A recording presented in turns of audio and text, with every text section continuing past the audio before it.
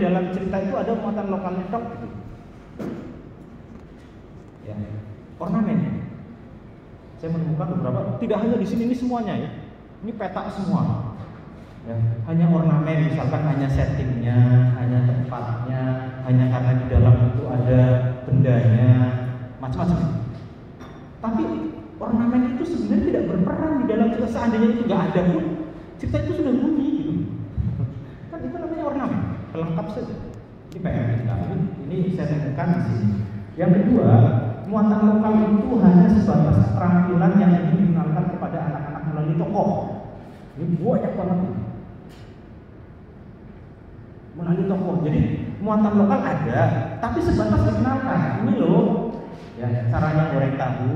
Ini loh caranya ini loh caranya ini loh caranya ini. Tapi tidak ada bahwa ada berapa sudah ada ya. Sudah banyak yang ada dan saya suka.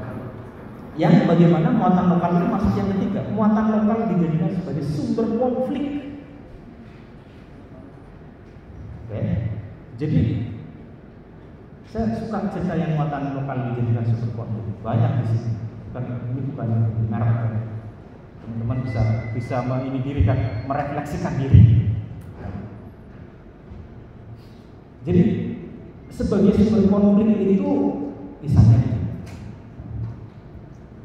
Kalau yang kedua paham ya, misalnya membuat soto Sokaraja, ya ceritalah anak itu liburan di rumah inangnya, lapar, ibunya nyiapin soto Sokaraja, terus penasaran, kasih tahu dong caranya buat soto Sokaraja. Ini loh 1, 2, 3, 4, cerita, terus itu kategori kedua, nggak apa-apa.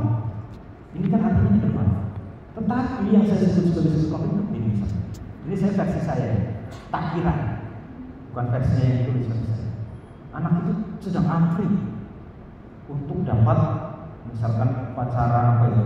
Kalau Islam di sekolah namanya kan ada ya? Islam yang bawa makanan itu, takjilan lah. Terus temannya bawa piring, bawa ini, tiba-tiba dia nggak bawa apa-apa. Sementara mau dikasih makanan, gitu loh.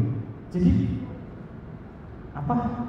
Kan ada masalah dia sebagai sumber konflik. Kemudian dia menguatkan pengetahuannya gimana saya caranya biar dapat terima jajan makanan itu, tapi saya tidak punya piring dan tidak punya kertas nasi. Kemudian dia keluar, ya ingat pengalamannya dengan kakeknya pernah menek gedang, yang menek gedang bisa jadi dibuat drama lagi, diketawain teman-temannya, bisa jadi kan gitu. Dia putus lagi, kemudian dia dengan seadanya dibuat lah. Nah setelah itu terima makanan, ya, kita kan akan beri, ternyata makanannya paling enak. Itulah memberikan kesadaran, oh ternyata takbiran itu alamiah, tidak mengurangi zat gizi makanan mengkontaminasi tersebut. Kan di situ artinya bahwa lokalitas dijadikan sebagai sumber konflik dan mengatasi konflik. Bayangin, sehingga anak menikmati cerita tidak hanya soal ngenalin bendanya saja, tetapi benda itu dimainkan. Nah, kalau nanti mau ditambah proses cara buatnya, boleh nanti ada penjelasan. Kita beri kesempatan namanya catatan akhir. Kalau di buku ini kan kita lihat, ini kan ada ini catatan. Jadi kita juga punya catatan. Ya, jadi di awal nggak usah cerita